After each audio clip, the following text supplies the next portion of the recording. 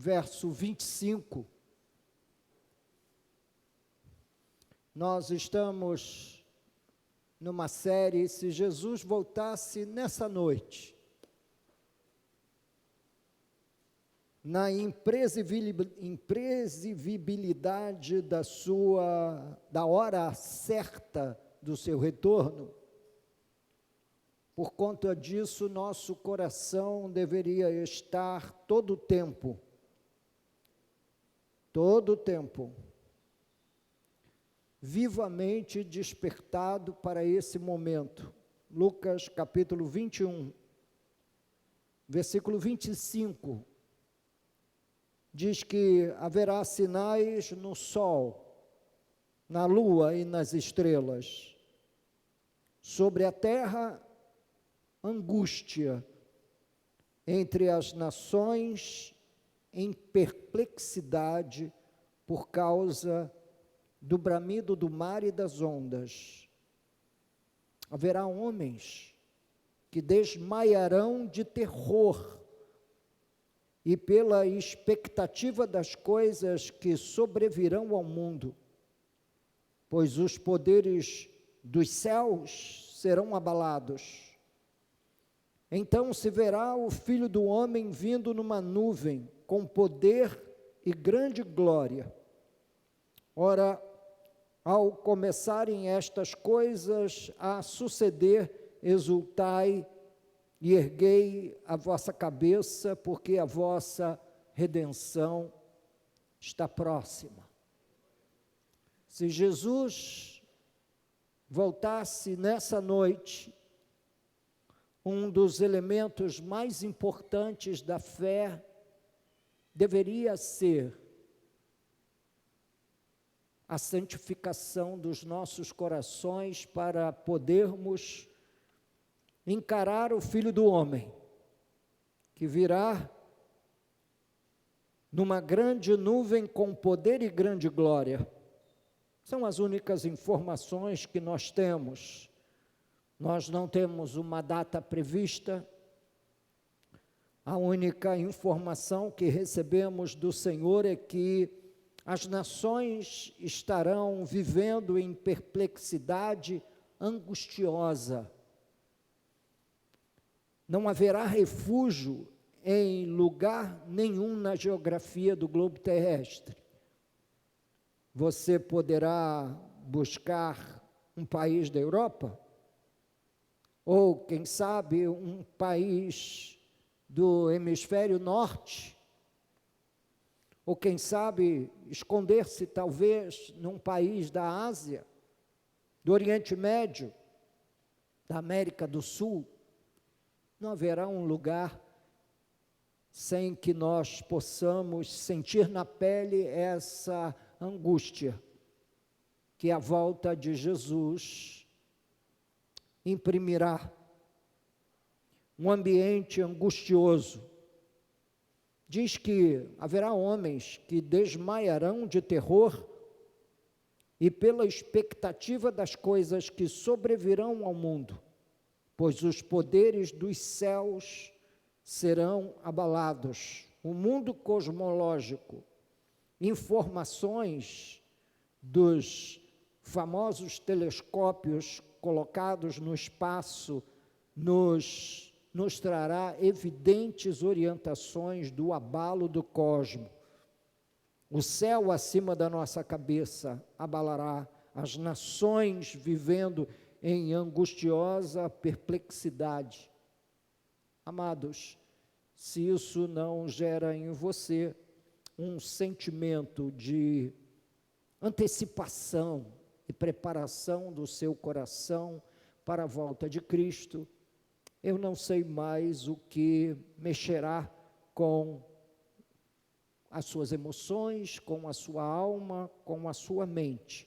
O fato é que se Jesus voltasse nessa noite, eu, durante o dia, permaneceria com a minha mente voltada para tudo que a palavra de Deus ensina acerca dele. Todos os artigos de fé das Escrituras são muito caros para nós, cada elemento, cada ponto de doutrina é extremamente forte para nós. Mas se eu pudesse apontar talvez o mais desprezado entre todos, eu diria ser a segunda vinda de Cristo, posto que uma boa parte das pessoas imaginam que Jesus estivesse falando de alguma obra de ficção que nunca acontecerá. Bem, os profetas falaram da primeira vinda de Cristo, e ele veio, e o povo da aliança não o reconheceu, o crucificou, mas com isso estava cumprindo um elemento importante também das palavras de Deus para nós. A verdade é que estejamos nós despertos ou não, Jesus voltará. Estejamos nós com o coração ardendo de paixão ou desatento, entregue ao clima gelado da incredulidade dos últimos dias, isso não importa, ele virá na mesma.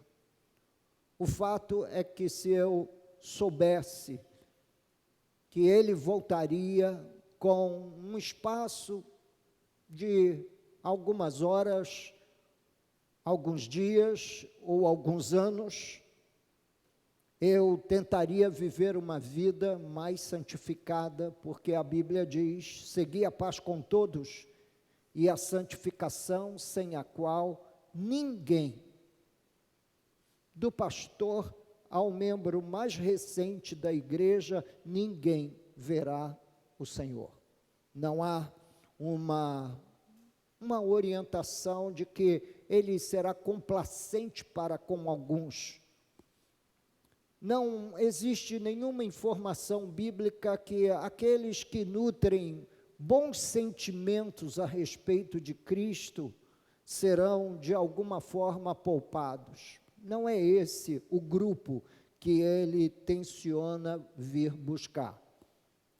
O grupo que ele tenciona vir buscar chama-se a igreja, os salvos, os redimidos, os que foram chamados segundo a sua presciência, os eleitos antes da fundação do mundo, os predestinados, como diz o apóstolo Paulo em Efésios, capítulo 1, nos dando mais ou menos uma ideia das bênçãos que todos os salvos gozam e desfrutam ao longo da sua vida.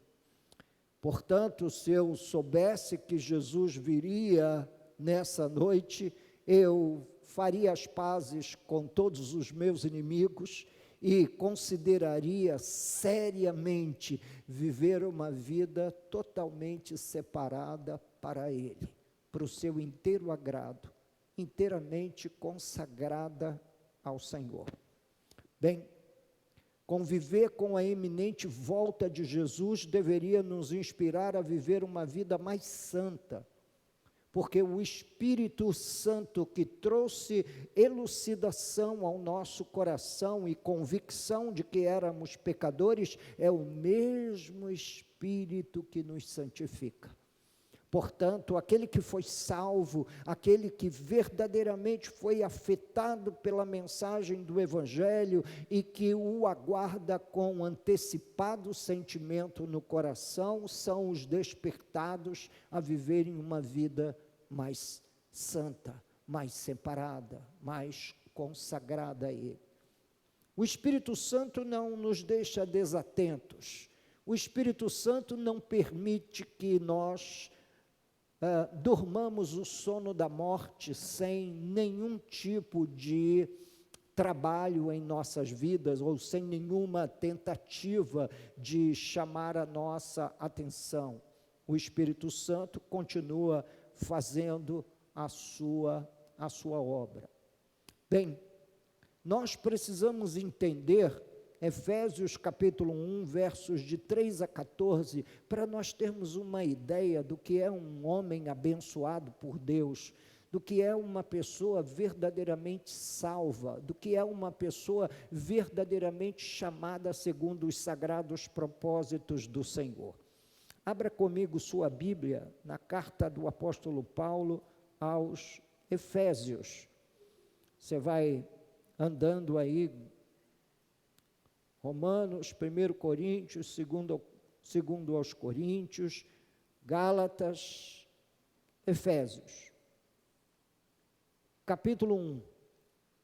Diz: Bendito Deus e Pai de nosso Senhor Jesus Cristo, que nos tem abençoado com toda sorte de bênção espiritual nas regiões celestiais em Cristo. Portanto, não há nada que eu ou você possamos fazer para que sejamos mais abençoados, porque nós já fomos abençoados com toda sorte de bênção espiritual. E ele vai elencar aqui nos versículos seguintes, até o verso 14, quais as bênçãos que Deus tão gloriosamente, de modo tão soberano e gracioso, nos alcançou.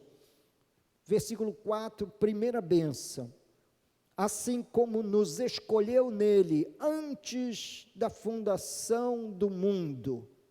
Nos escolheu nele. A doutrina da eleição e da predestinação não nasceu com João Calvino em Genebra, nem com Agostinho em Hipona, disse o teólogo John Stott, célebre John Stott, talvez o mais brilhante teólogo cristão do século XX.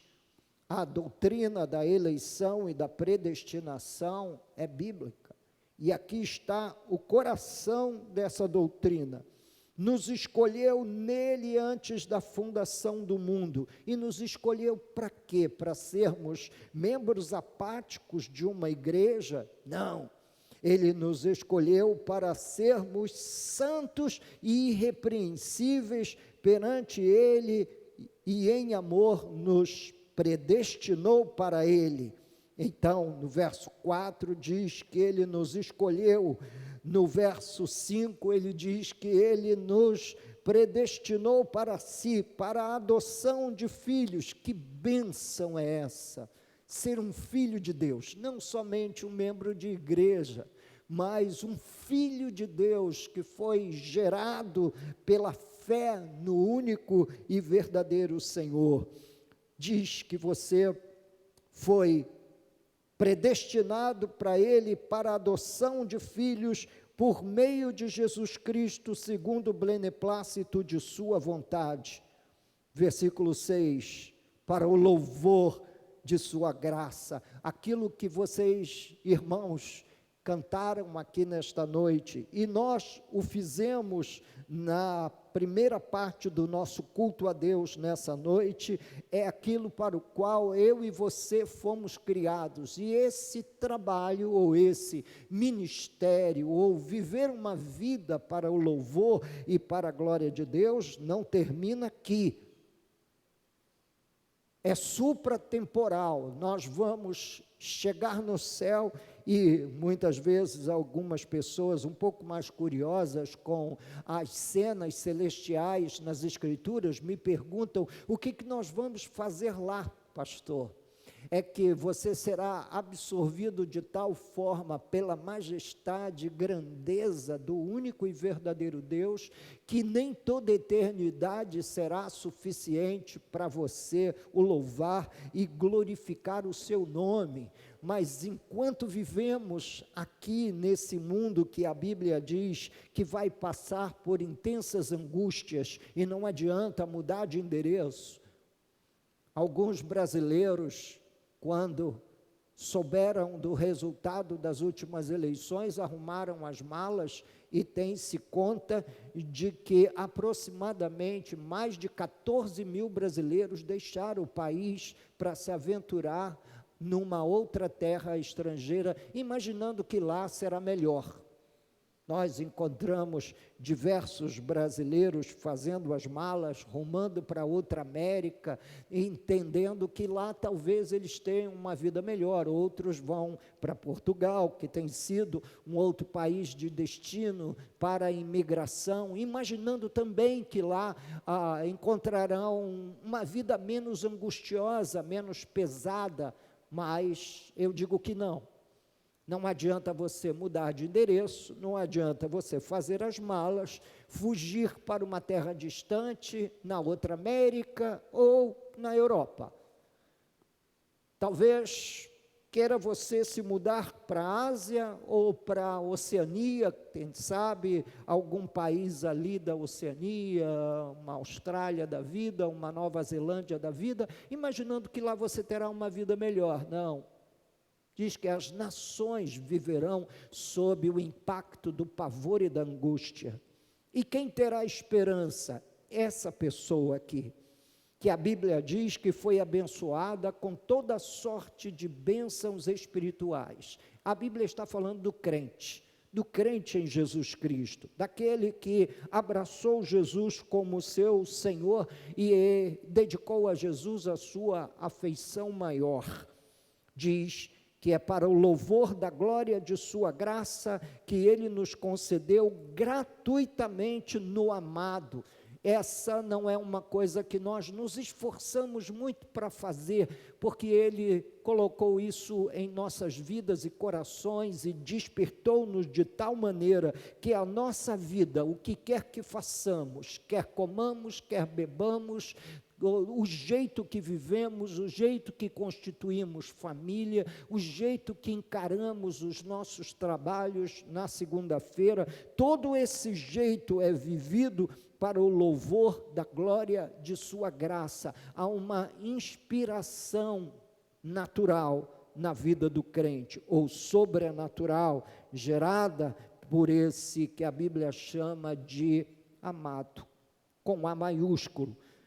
Gratuitamente no amado, diz que isso foi gerado gratuitamente a partir da fé em Jesus, no qual, versículo 7, nós temos a redenção pelo seu sangue. Portanto, a fé cristã não é uma fé simplesmente baseada em princípios éticos ou morais. Eles fazem parte de todo o arcabouço da fé, mas a fé cristã não é resultado disso, é resultado da obra redentora de Cristo na cruz do Calvário, que fez essa obra derramando seu próprio sangue e remindo-nos dos pecados segundo a riqueza da sua graça. Isso não foi ter perdão de pecados, não é uma coisa que nós conquistamos por causa de uma piedade aparente, de uma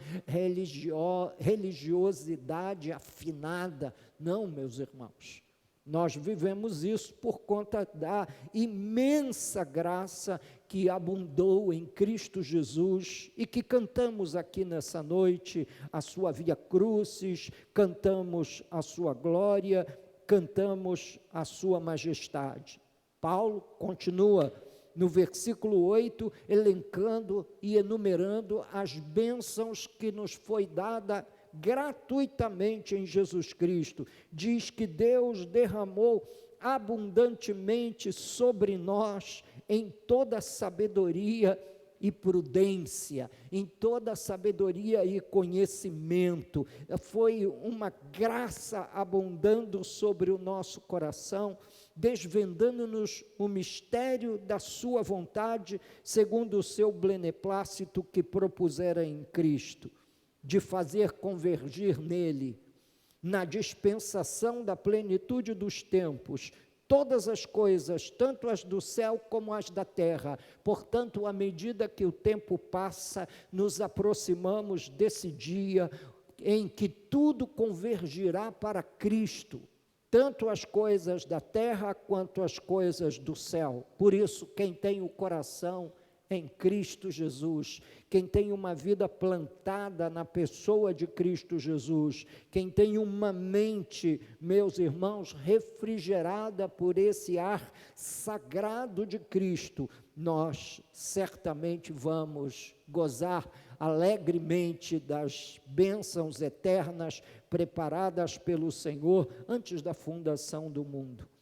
Todas as coisas na dispensação da plenitude dos tempos, tanto as do céu como as da terra, convergirão para Cristo.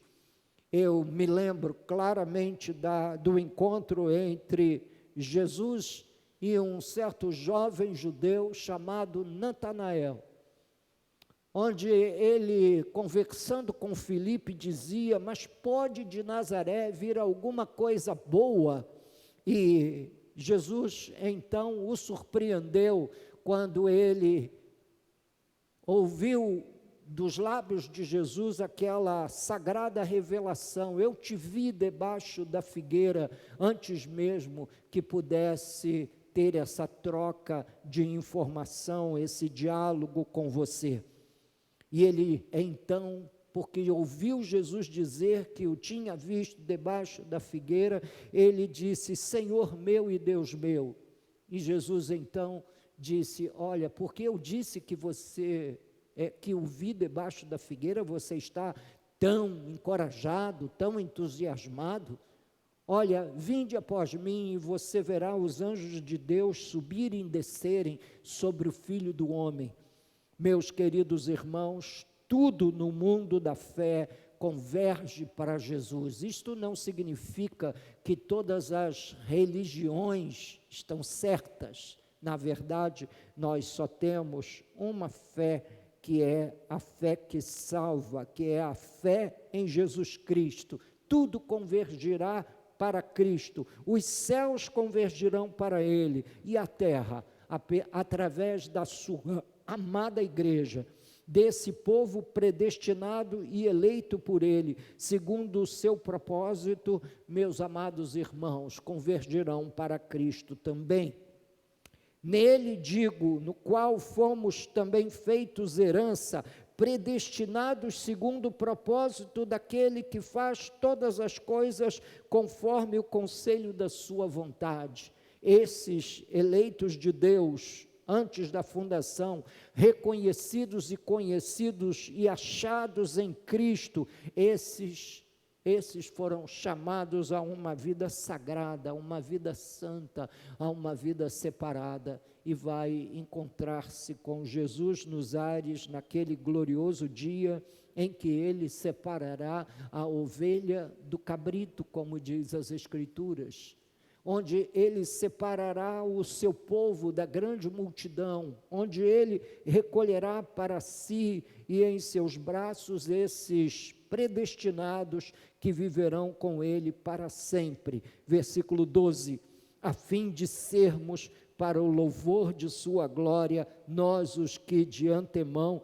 esperamos em Cristo, nós que aguardamos em Cristo. E Ele vai finalizar esse glorioso, essa lista de bênçãos espirituais que nos foi favorecido por Cristo. Ele vai finalizar no versículo 13 e 14, onde diz: em quem também, depois que ouvistes a palavra da verdade, o evangelho da vossa salvação, tendo nele também crido, fostes selados com o Espírito Santo da promessa. Ter o Espírito Santo é um selo de qualidade, é um selo também de validade, é a validação daquela alma e daquela vida diante da face do Deus bendito. Ter o Espírito Santo, sua iluminação, sua orientação, ter o Espírito Santo conduzindo sua vida,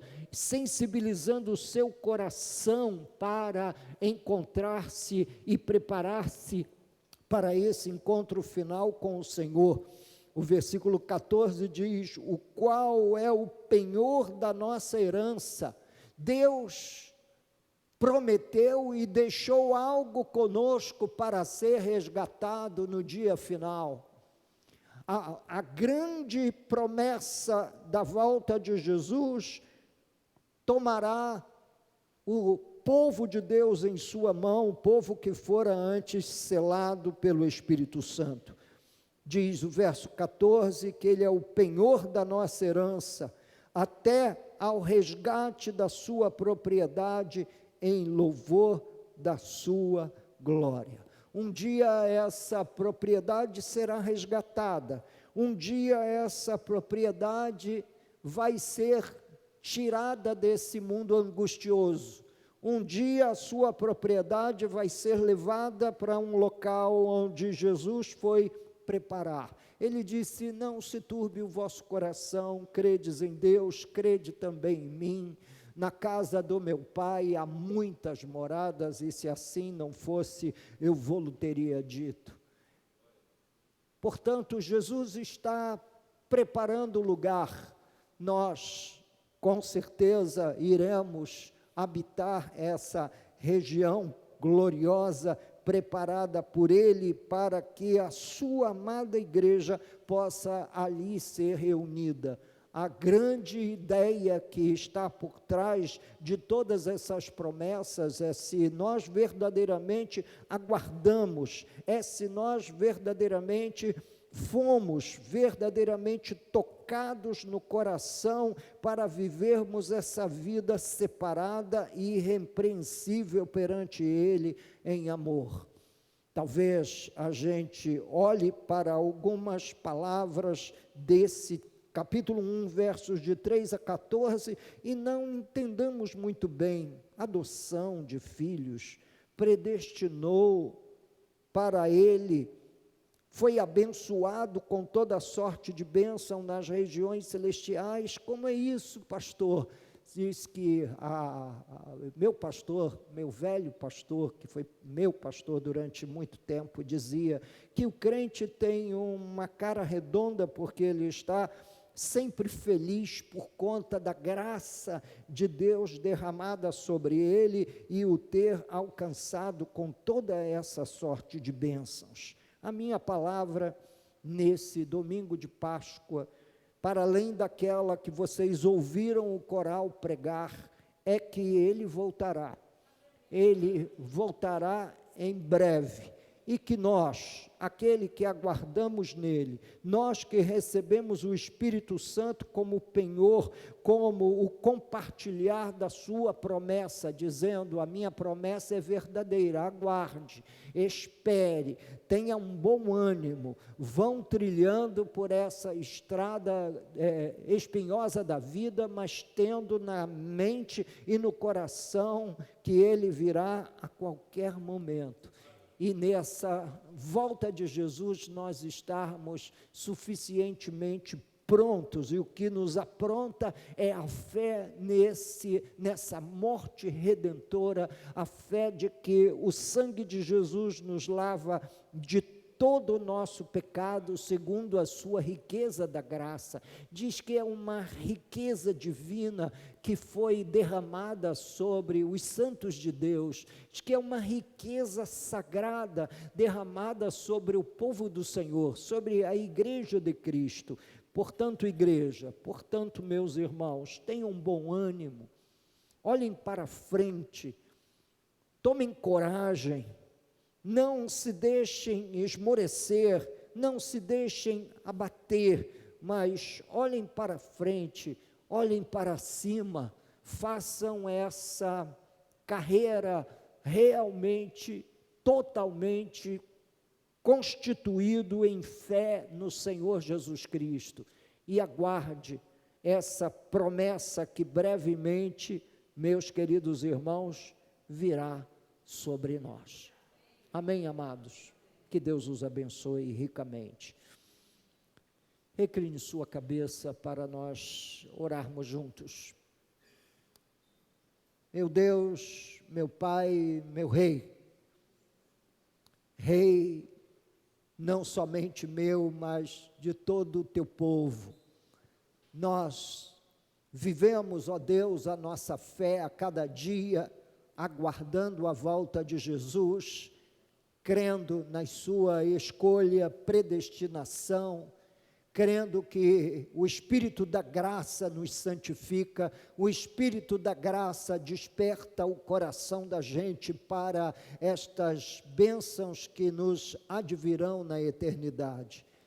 Senhor Deus e Pai, em nome de Cristo Jesus, fortalece o nosso coração, fortalece o nosso ânimo e ajude-nos, ó Deus, não somente a realmente olharmos para Efésios 1, versículo 3 e gozarmos dessas bênçãos generosas do Senhor, mas concede-nos a graça de entendê-las, de compreendê-las, que tudo isso só foi possível ser gerado a partir do sacrifício de Jesus. Senhor, obrigado por essa noite, obrigado por essa noite de louvor e adoração, pelos cânticos que te foram entoados nessa noite, pelos momentos sublimes, ó Deus e Pai, que o coral nessa noite nos levou, Senhor, que o Senhor seja glorificado, que o Senhor seja louvado, que o Senhor possa abençoar seu povo, abençoar seus filhos,